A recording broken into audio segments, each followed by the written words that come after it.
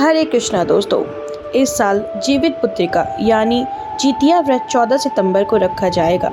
इस दिन भाद्रपद मास की अष्टमी तिथि है। इस व्रत में भगवान श्री गणेश, माता पार्वती और शिव जी की पूजा होती है। शाम के समय प्रदोष काल में शिव की पूजा कर कथा सुननी चाहिए। इस व्रत को लेकर दो कथाएं प्रचलित हैं, जिसमें एक सियारन की और दूसरी राजा जीमूत वाहन की कथा है। यहाँ हम दोनों कथाएं आपको सुना रहे हैं। जीवित पुत्रिका व्रत में चीलों सियारों की कथा सुनी जाती है। कथा इस प्रकार है कि एक वन में सेमर के पेड़ पर एक चील रहती थी।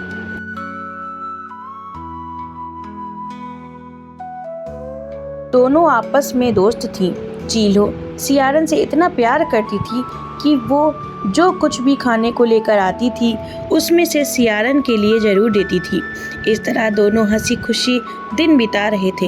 एक बार वन के पास गांव में औरतें जितिया पूजा की तैयारी कर रही थी। चीलों ने उसे बड़े ध्यान से देखा और अपनी सखी सियारों को भी बताया।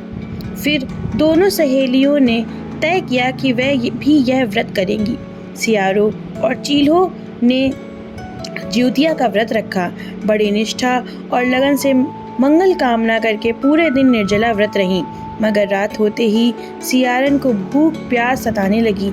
जब बर्दाश्त ना हुआ तो जंगल में जाके उसने मांस और हड्डी पेट भर खाया। चिल्हों ने हड्डी चबाने के कड़-कड़ की आवाज़ सुनी तो पूछा कि यह कैसी आवाज़ है। सियारन ने कह दिया, बहन, भूख के मारे पेट गुड़गुड़ा रहा है, उसी की आवाज़ है। लेकिन चिल्हों ने सियारन का झूठ पकड़ लिया।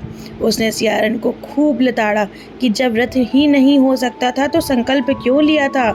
चिल्हों रात भर भूखे प्यासे रहकर व्रत किया।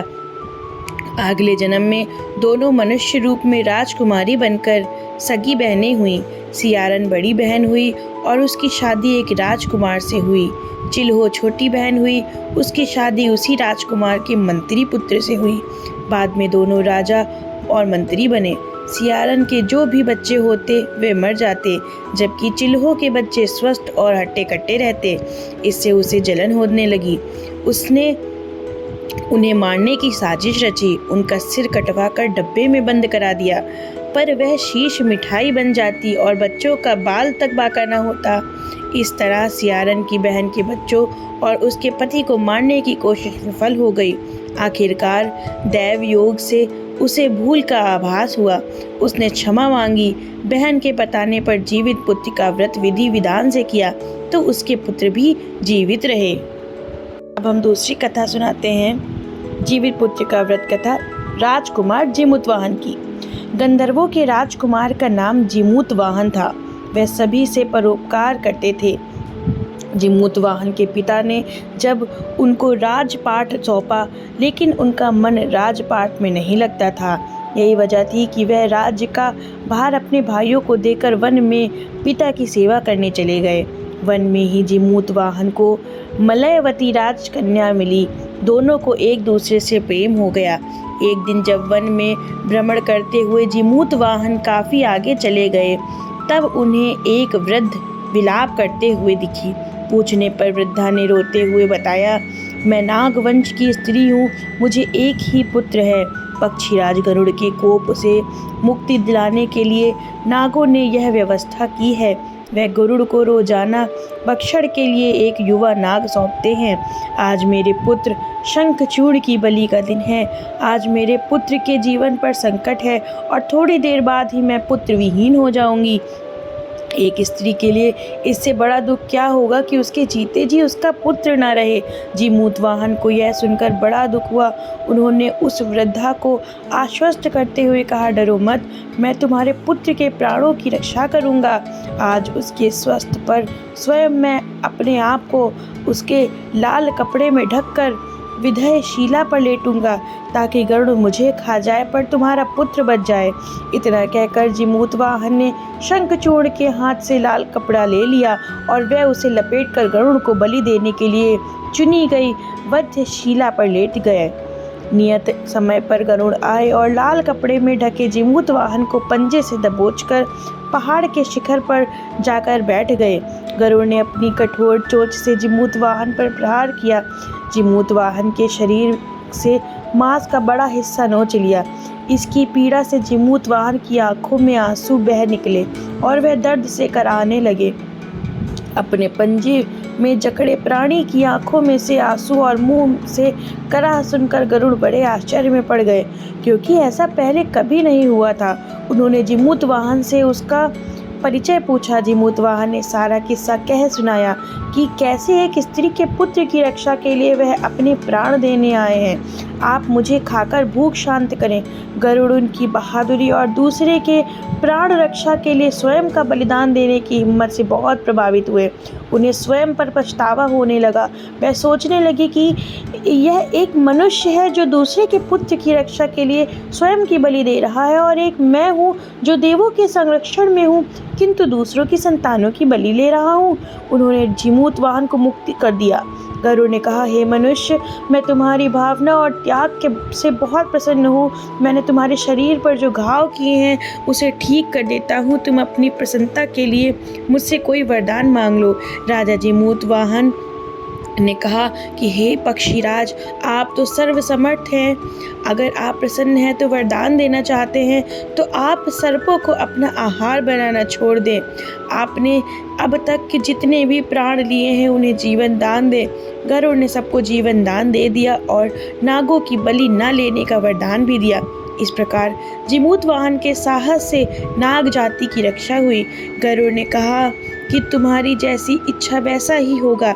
हे राजा, जो स्त्री तुम्हारे इस बलिदान की कथा सुनेगी और विधि पूर्वक व्रत का पालन करेगी, उसकी संतान मृत्यु के मुख से भी निकल आएगी। तब से ही पुत्र की रक्षा के लिए हर साल भाद्रपद मास की अष्टमी पर जिमूतवाहन की पूजा शुरू हो गई। यह कथा कैलाश पर्वत पर भगवान शंकर ने माता पार्वती को सुनाई थी। जीवित पुत्रिका के दिन भगवान गणेश, माता पार्वती और शिव जी की पूजा एवं ध्यान की। तीसरी कथा इस प्रकार है कि एक बार नैमिषारण्य के निवासी ऋषियों ने संसार के कल्याणार्थ सूत जी से पूछा, हे सूत, कली काल में लोगों के बालक किस तरह दीर्घायु होंगे? कहिए। सूत जी बोले, जब द्वापर का अंत और कलयुग का आरंभ था, उसी समय बहुत सी शोकाकुल स्त्रियों ने आपस में सलाह की थी कि क्या इस कलयुग में माता के जीवित रहते पुत्र मर जाएंगे। जब वे आपस में कुछ निर्णय नहीं कर सकी, तब गौतम जी के पास पूछने के लिए गईं। जब उनके पास पहुंची तो उस समय गौतम जी आनंद के साथ बैठे थे।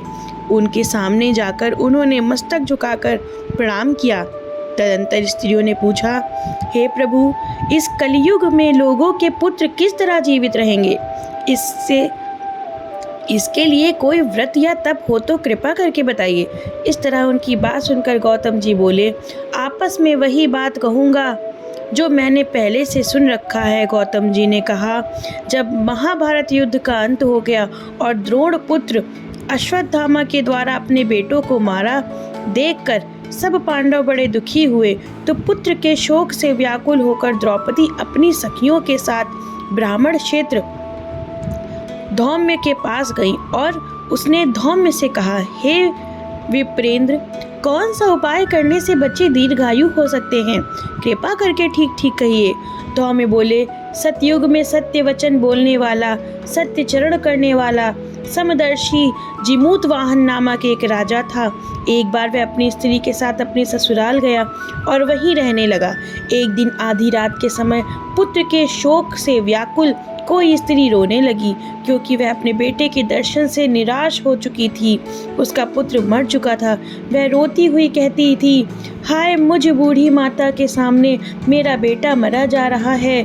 उसका रुदन सुनकर राजा जिमूतवाहन का तो मानो हृदय विदीर्ण हो गया। वह तत्काल उस स्त्री के पास गया और उससे पूछा, तुम्हारा बेटा कैसे मरा है? बूढ़ी माता ने कहा, गरुड़ प्रतिदिन आकर गांव के लड़कों को खा जाता है। इस पर दयालु राजा ने कहा, माता, अब तुम रो मत, आनंद से बैठो, तुम्हारे बच्चे को बचाने का यत्न करता हूँ। ऐसा कहकर राजा उस स्थान पर गया जहाँ गरुड़ आकर प्रतिदिन मांस खाया करता था। उसी समय गरुड़ भी उस पर टूट पड़ा और मांस खाने लगा। तब अतिशय तेजस्वी गरुड़ ने राजा का बायां अंग खा लिया तो झटपट राजा ने अपना दाहिना अंग फेर कर गरुड़ के सामने कर दिया। यह देखकर गरुड़ जी ने कहा, तुम कोई देवता हो? कौन हो तुम? मनुष्य तो नहीं जान पड़ते। अच्छा, अपना जन्म और कुल बताओ। पीड़ा से व्याकुल मन वाले राजा ने कहा, हे पक्षीराज, इस तरह के प्रश्न करना व्यर्थ है। तुम अपनी इच्छा भर मेरा मांस खाओ। यह सुनकर गरुड़ रुक गए और बड़े आदर से राजा के जन्म और कुल की बात पूछने लगे। राजा ने कहा, मेरी माता का नाम है शैव्या और मेरे पिता का नाम है शालीवाहन। हे सूर्यवंश में मेरा जन्म हुआ है और जिमूत वाहन मेरा नाम है। राजा की दयालुता देखकर गरुड़ ने कहा, हे महाभाग, तुम्हारे मन में जो अभिलाषा हो वह मांगो। राजा ने कहा, हे पक्षीराज, यदि आप मुझे वर दे रहे हैं तो वर दीजिए कि अब तक आपने जिन प्राणियों को खाया है वह सब जीवित हो जाए।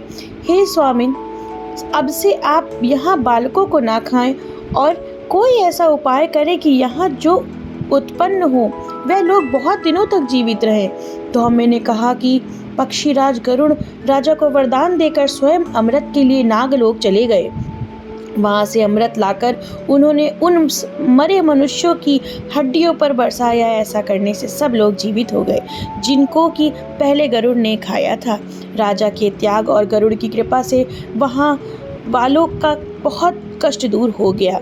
उस समय राजा के शरीर की शोभा दूर हो गई थी। राजा की दयालुता देखकर गरुड़ ने फिर कहा, मैं संसार के कल्याणार्थ एक और वरदान दूंगा। आज अश्विन कृष्ण सप्तमी के रहित शुभ अष्टमी तिथि है। आज ही तुमने यहाँ की प्रजा को जीवन दान दिया है। हे वत्स, अब से यह दिन ब्रह्म भाव हो गया है, जो मूर्ति भेद से विविध नामों से विख्यात है। वही त्रैलोक्य से पूजित दुर्गा अमृत प्राप्त करने के अर्थ में जीवित पुत्रिका कहलाएगी। सो इस तिथि को जो स्त्रियां उस जीवित पुत्रिका की और कुश की आकृति बनाकर तुम्हारी पूजा करेंगी तो दिनों दिन उनका सौभाग्य बढ़ेगा और वंश भी बढ़ता जाएगा। हे महाभाग, इस विषय में विचार करने की भी आवश्यकता नहीं है। हे राजन, सप्तमी से रहित और उदया तिथि की अष्टमी को व्रत करें, यानी सप्तमी विद अष्टमी जिस दिन हो उस दिन व्रत ना कर शुद्ध अष्टमी को व्रत करें और नवमी में पारण करें। यदि इस पर ध्यान ना दिया गया तो फल नष्ट हो ही जाएगा और सौभाग्य तो अवश्य ही नष्ट हो जाएगा। जिमूत वाहन को इस प्रकार का वरदान देकर गरुड़ वैकुंठ धाम को चले गए और राजा भी अपनी पत्नी के साथ अपने नगर को वापस चले गए। धौम्य द्रौपदी से कहा, हे देवी, मैंने यह अतिशय दुर्लभ व्रत तुमको बताया है। इस व्रत को करने से बच्चे दीर्घायु होते हैं। हे देवी, तुम भी पूर्वोक्त विधि से यह व्रत और दुर्गा जी का पूजन करो तो तुम्हें अभिलाषित फल प्राप्त होगा। मुनिराज धौम्य की बात सुनकर द्रौपदी के हृदय में एक प्रकार का कौतूहल उत्पन्न हुआ और पूर्ववासिनी स्त्रियों को बुलाकर उनके साथ यह उत्तम व्रत कहा। गौतम ने कहा, यह व्रत और उसके प्रभाव को किसी एक चिन्ह ने सुन लिया और अपनी सखी सियारन को बताया। इसके बाद पीपल वृक्ष की शाखा पर बैठकर उस चिन्ह ने और उस वृक्ष के खोते में बैठकर सियारन ने भी व्रत किया। फिर वही चिन्नी किसी उत्तम ब्राह्मण के मुख में से यह कथा सुनाई और पीपल के खेतों में बैठी हुई अपनी सखी को सुनाया। सियारन ने आधी कथा सुनी तो कि उसे भूखी लगाई और वह उसी शव से भरे शमशान में पहुंची। वहां उसने इच्छा भर मांस का भोजन किया और चिन्नी बिना कुछ खाए पिए रह गई। सवेरा हो गया। सवेरे वह गौशाले में गई और वहां गौ का दूध पिया। इस तरह नवमी को उसने पारण किया। कुछ दिनों बाद दोनों मर गईं और अयोध्या में किसी धनी व्यापारी के घर में जन्मी। संयोग से उन दोनों का जन्म एक ही घर में हुआ, जिसमें सियारन ज्येष्ठ हुई और चिन्नी छोटी हुई। वे दोनों सभी सुख लक्षणों से युक्त थी, इसलिए बड़ी लड़की काशीराज के और छोटी उसके मंत्री के साथ विवाह हुआ।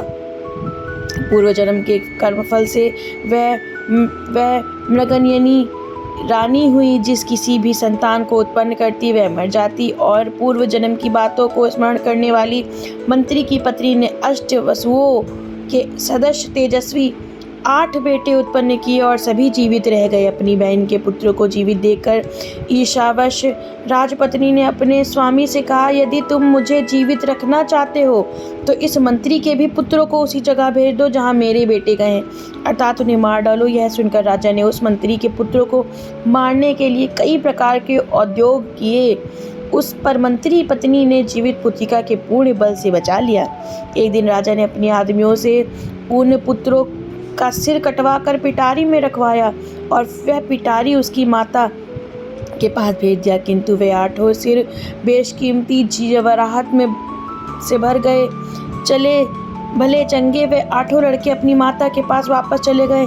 उनको जीवित देखकर राजपत्नी को बड़ा विस्मय हुआ। अंत में वह मंत्री की पत्नी के पास आई और उसने पूछा, बहन तुमने कौन सा ऐसा पुण्य किया है जिसे बार बार मारे जाने पर भी तुम्हारे बेटे नहीं मरते? इस पर मंत्री की पत्नी ने कहा, पूर्व जन्म में मैं जीवा थी और तुम सियारन। हमने और तुमने साथ साथ जीवित पुत्रिका का व्रत किया था। तुमने व्रत के नियमों का भली भांति पालन नहीं किया था और मैंने किया था। इसी दोष से हे बहन तुम्हारे बेटे नहीं जीते हो राजरानी। अब भी तुम उस जीवित पुत्रिका व्रत को करो तो तुम्हारे बेटे दीर्घायु होंगे। मैं तुमसे सच सच कह रही हूँ। उसकी कथा अनुसार रानी ने व्रत किया, तभी से उसके कई बेटे सुंदर और दीर्घायु होकर बड़े बड़े राजा हुए। सूत जी कहते हैं, सब प्रकार का आनंद देने वाला मैंने यह दिव्य व्रत बतलाया। स्त्रियां चिरंजीवी स्थान चाहती हैं तो विधि पूर्वक यह व्रत करें। कथा समाप्त हुई।